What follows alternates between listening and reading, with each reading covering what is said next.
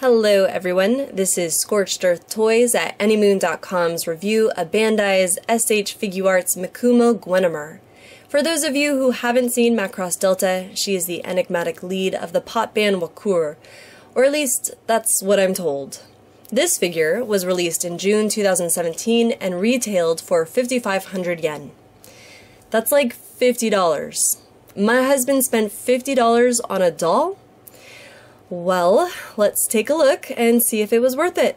Inside the box you get a microphone, display stand consisting of a base, arm, and claw, 2 faces with alternate expressions, 5 pairs of fixed posed hands, a blue dress extension, and instructions attached behind the tray. Now usually this is the point where I place the toy between my breasts and make sex jokes. But I've been reading the comments of my previous videos, and apparently some people click on thumbnails of boobs and expect something else. So let's get to the question that's probably most important to people buying this toy. Yes, you can remove the dress to reveal her underwear. No, the vagina rockets that let her magically fly in the show don't appear to be present.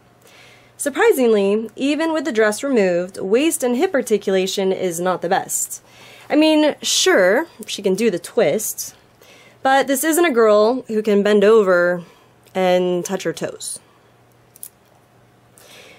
The hip articulation is also weak. The toy can't come close to doing the splits. Even the straight forward and back articulation is pretty limited.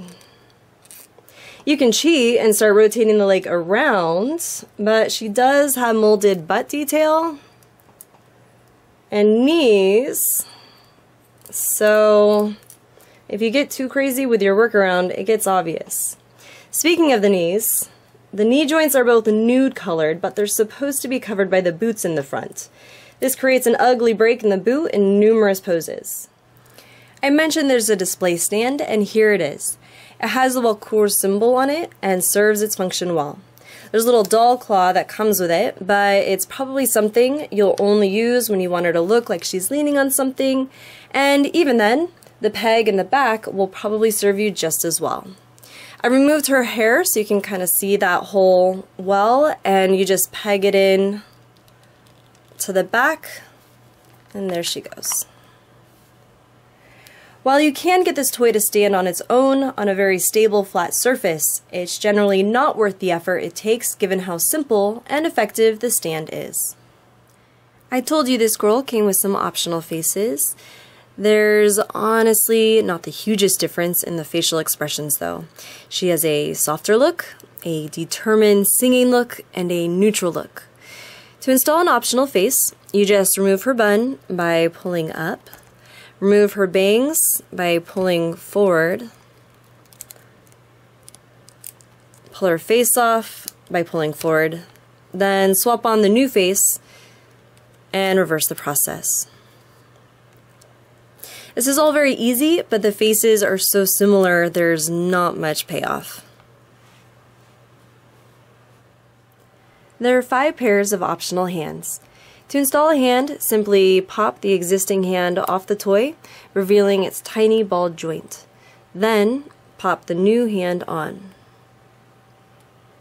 Here, I've installed the hand that makes all the boys excited, her microphone holding hand. Find your microphone accessory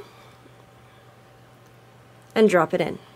Now be careful, it's not super tight and it doesn't peg in or anything, so if you later flip her over, the mic may fall out. So the real fun value in a toy like this comes from getting it in sweet poses, right? So let's go over articulation. Her long, oddly angular hair pivots and twists nicely, while simultaneously adding a lot of weight off the back of the toy. Be careful with this hair decoration. It tends to pop out.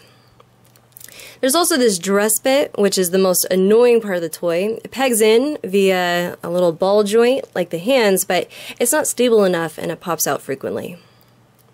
I find it best for me to get the toy in the pose I want and then plug that piece back in. The head goes down, but can't really look up. It goes left to right, twists nicely, and really is just limited by the little curl in the front. The shoulders are one of the uglier joints on the toy, but they do rock up and down and allow for rotation and extension. There's the elbow, and it bends. There's a sweet spot on it where you can actually get it to bend well more than 90 degrees. Just below the breast, there's a twist and pivot, which is mostly allows a backward arch rather than a forward crunch. It seems like a crunching motion would be more common for poses, so this is not ideal. We've already discussed the waist and hips and knees, so moving on to the ankle, there's a full ball joint there, granting an excellent ability for the foot to go up and down, a little camber left and right, and then the ability to twist the foot around. Alright, let's see how this toy scales to others in your collection. Mikumo is about 14.25 centimeters tall, which makes her about 1/12 scale. I don't know how tall Freya is supposed to be, but she seems shorter, and her figure reflects this, being more like 13.5 centimeters tall. Ultimately, these toys do a pretty good job of looking the part. And while maybe not the most fun to handle, and articulation has a couple weaknesses, they still do a lot of great poses. And if you're shopping for some extra flair to spruce up your DX display, I can definitely see these figures accomplishing that. If your goals more closely resemble Dark Helmet's role-playing, you may not get Mikumo into every position you were dreaming of. Check out the full article on anymoon.com, and thanks for watching!